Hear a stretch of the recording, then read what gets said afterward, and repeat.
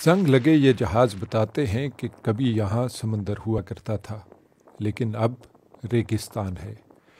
इन जहाज़ों को यहाँ मछलियाँ पकड़ने के लिए इस्तेमाल किया जाता था, लेकिन जब समंदर ही नहीं बचा तो मछलियाँ कैसे बचती।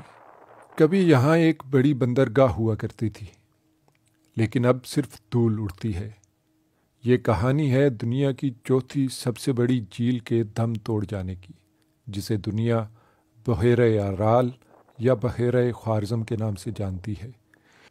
वस्ती एशिया में उज़्बेकिस्तान और कज़ाकिस्तान के बीच वाक़ इस झील में 60 की दहाई तक लबालब पानी भरा हुआ था।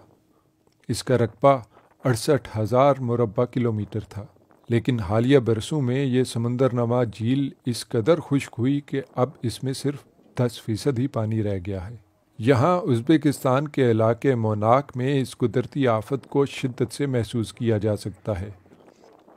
वैसे तो उज़्बेकिस्तान का 80% इलाका रेगिस्तान पर ही मबनी है, लेकिन मुसलसल खुश्क साली के सबब रेगिस्तान फैलता चला जा रहा है।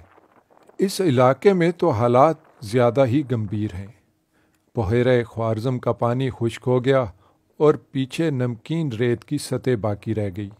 जब तेज़ हवा चलती है तो ये नमकीन रेत न सिर्फ करीबी आबादियों को मुतासर करती है, बल्कि इसके ज़र्रात एशिया में जापान और यूरोप में स्कैंडिनेविया के ममालिक तक पहुंच जाते हैं।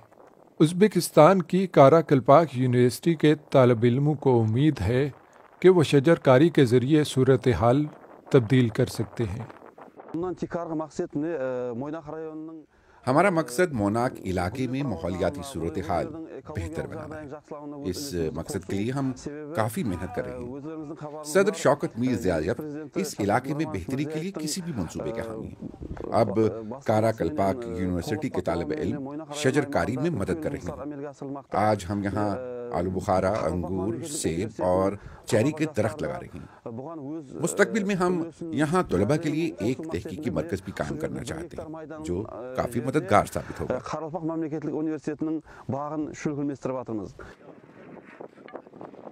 जिन दरियाओं का पानी कभी बहेरे ख्वारज़म में गिरता था, सोवियत दौर में उनका रास्ता बंजर इलाकों की जानब मोड़ दिया गया, ताकि वहाँ कपास की काश्तकारी मुमकिन बनाई जा सके। लेकिन अब उस फैसले की कीमत चुकाना पड़ रही है। जब झील गायब होने लगी तो लोग भी इस इलाके से नकल मकानी करने लगे, क्योंकि पानी ख़त्म होने के बायस इन्हें मुआशी बदहाली के साथ साथ सेहत के मसाइल का भी सामना करना पड़ रहा था। नासा के मुताबिक 60 की दहाई में अराल झील में बर्फ़ पिघलने और बारिशों के बायस 50 क्यूबिक किलोमीटर ताज़ा पानी आया करता था, लेकिन सन 1980 तक आते आते ये मिकदार सिफर रह गई।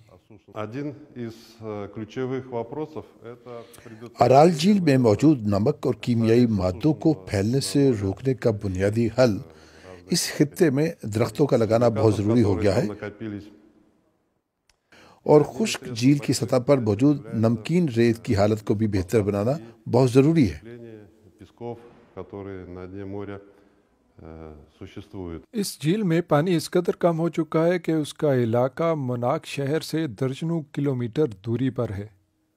शहर में भी अब चंद हज़ार लोग ही आबाद रह गए हैं। जिस कदर पानी सूखता जाएगा, रेगिस्तान उतना ही फैलता चला जाएगा। इसीलिए हुक्काम ने अब शजरकारी पर जोर दे रखा है। इस झील को फिर पानी से भरना तो शायद मुमकिन नहीं, लेकिन दरख्त लगाकर हरियाली तो लाई ही जा सकती है।